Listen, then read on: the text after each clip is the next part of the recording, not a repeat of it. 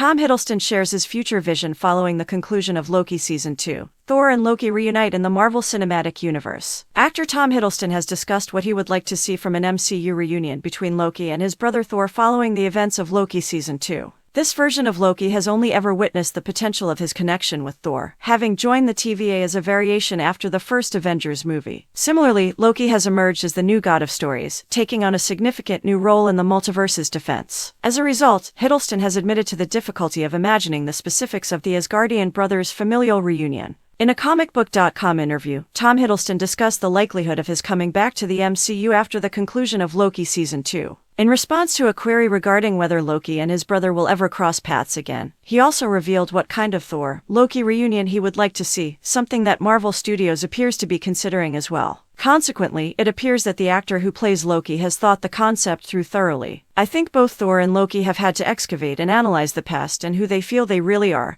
and what they really want," Hiddleston stated. However, another fascinating thing about family, this is just my opinion, is that sometimes it can be hard to let go of the ideas of who they used to be. Loki may have specific expectations of Thor's actions or personality. Thor may have specific expectations about Loki. As a result, I believe that at first it would be incredibly perplexing. Moreover, they had been away for a while and had probably been objects in one another's minds. Thus, yes, I do worry what a reunion would likely be. We'll see. Love, his adoptive daughter whom we saw at the conclusion of Thor, Love and Thunder, is currently accompanying Thor on his galactic travels. Thor appears to be primarily focused on teaching Love how to be a hero and becoming the greatest father he can be after ceding his kingdom at the end of Avengers: Endgame. On the other hand, Loki has at last ascended to the throne for justifiable reasons, and a genuine glorious purpose, preserving all the timelines and branches that comprised the previous sacred timeline, which he transformed into a multiversal tree, and repaired, enabling them to develop freely. Ultimately, Hiddleston is correct when he says that Loki and Thor are in radically different locations from when they last saw one another. For Thor, it was when Loki was killed by Thanos at the start of Avengers: Infinity War, but Agent Mobius and the TVA showed him the extent of the life he was supposed to have on the sacred timeline. For Loki, it was during his time as an open villain in the Avengers' custody. As Hiddleston himself points out, a reunion between brothers in the future would probably be difficult, at least until the concepts of their past selves are abandoned. As both Avengers, the Kang Dynasty and Avengers: Secret Wars are anticipated to represent the apex of the multiverse saga, perhaps Thor and Loki will play a role in them.